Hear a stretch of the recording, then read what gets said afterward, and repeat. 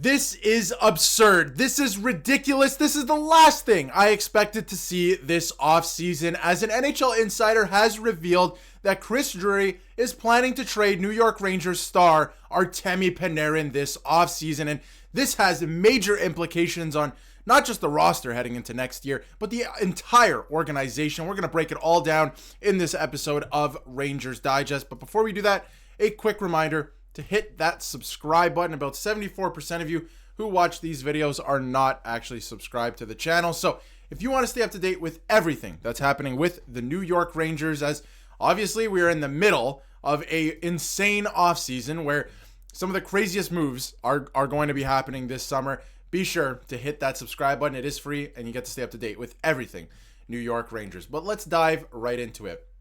David Pagnotta released his, end of season, or the latest, I should say, obviously end of season for the New York Rangers in that bit specifically, but his latest on the NHL essentially. And what he said in this report, and one of the points that they were making, was the offseason ahead for the New York Rangers and what roster moves may be in store for the New York Rangers. And this is a direct quote from David Pagnotta, and he went on to say that in the last few days, I'm starting to hear some interesting whispers surrounding Artemi Panarin, New York Rangers star player Artemi Panarin.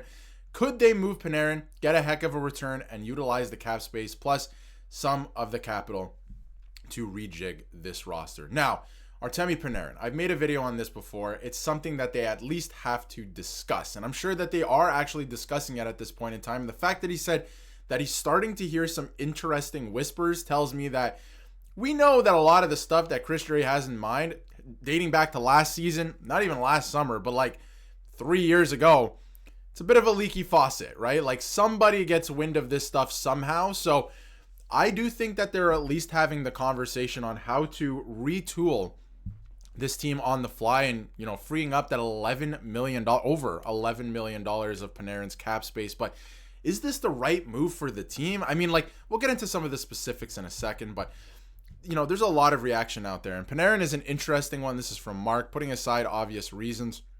Some thoughts here are just too much to fit in this point. He went on to say that, the Rangers have to re-sign Will Cooley, Matt Rempe, K'Andre Miller, a couple others. I mean, they don't have to re-sign K'Andre Miller. We've talked about that, but, he is an RFA. They do kind of have to re-sign him or make a decision on him, but what if Panarin is willing to waive his no-trade clause to go to a contender? I think that makes things very interesting. It's going to be hard to make the salary work, and you're probably going to have to take salary back, that's for sure. But it's something that they got to start discussing. I mean, the player is 33 years old. Let's get into his stats now. I mean, he's 33 years old. He's going to be 34 next season. He's not getting any younger. This team is getting younger with the likes of Gabe Perreault, Brennan Othmann, Brett Berard, just to name a few. Matt Rempe's a younger player, right? This team is getting younger. So maybe it is something you take a look at, but I don't know where you replace this type of production. You just traded for JT Miller and you're going to get rid of 90 points a season. I mean, and he plays 20 minutes and in a bunch of different situations on the power play, 5-on-5 as well. And he had 89 points this season in 80 games. He didn't play the full season. So I'm not sure where you're going to replace this type of production, to be honest. I think that's something you really have to look at. And yes, you have to re-sign guys like Will Cooley, who had a career year. He had 20 goals. He had 25 assists. He had 45 points in all 82 games. You can rely on this player to play in every single game. He's not injury prone. He hasn't dealt with injuries. And he was getting his ice time upped. He was playing on the first line at some points this season.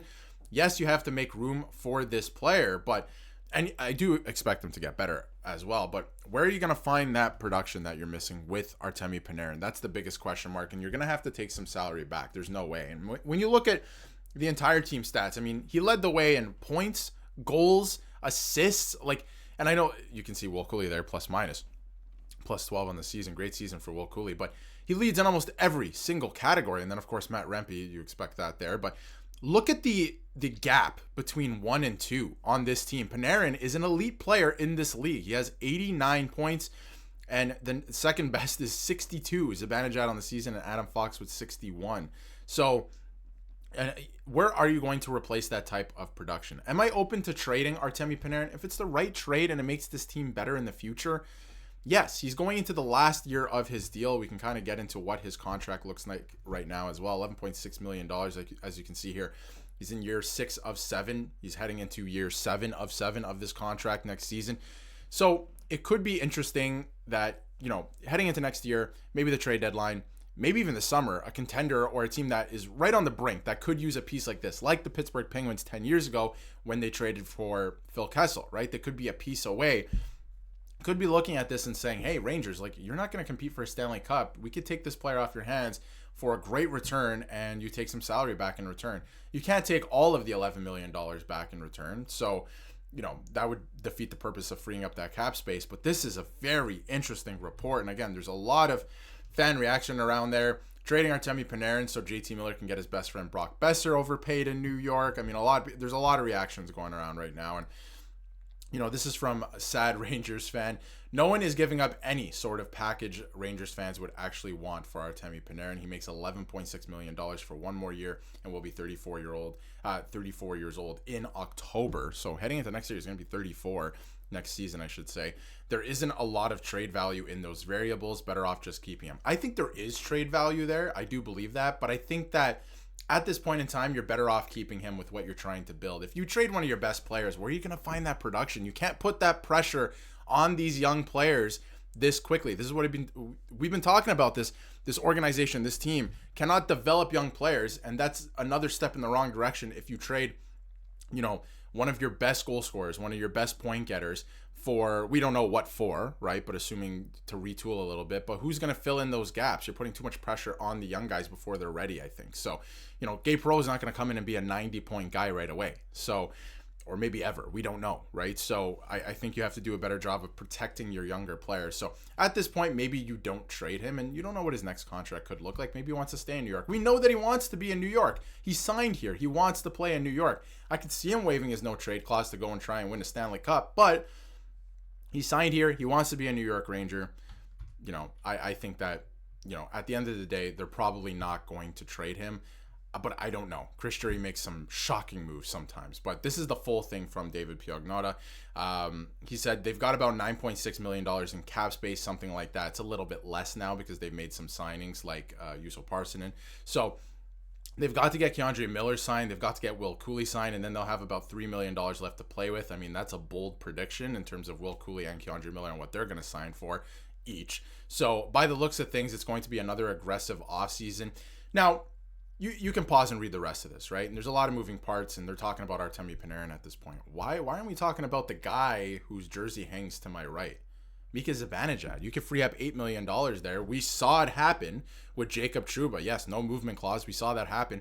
I'm going to have another video later about Mika Zibanejad and, all the specifics on that. But we should be talking about him, maybe Chris Kreider. That frees up salary cap space. Why are we trading our best player? It's something that you have to at least discuss if this team was going to go completely in the other direction in terms of a rebuild. But I don't think that's the plan anymore with some of the roster moves they've made. So I would not trade Artemi Panarin. I would just see what he wants on his next contract and kind of go from there if he wants to stay here. Because I think you can still compete within the next 2 years with what they're trying to accomplish with this roster. So it's going to be very interesting. Let me know in the comments what you think about possibly trading Artemi Panarin. I think it would be probably a mistake at this point in time because who's going to play on that top line? Where are you going to find that point production elsewhere?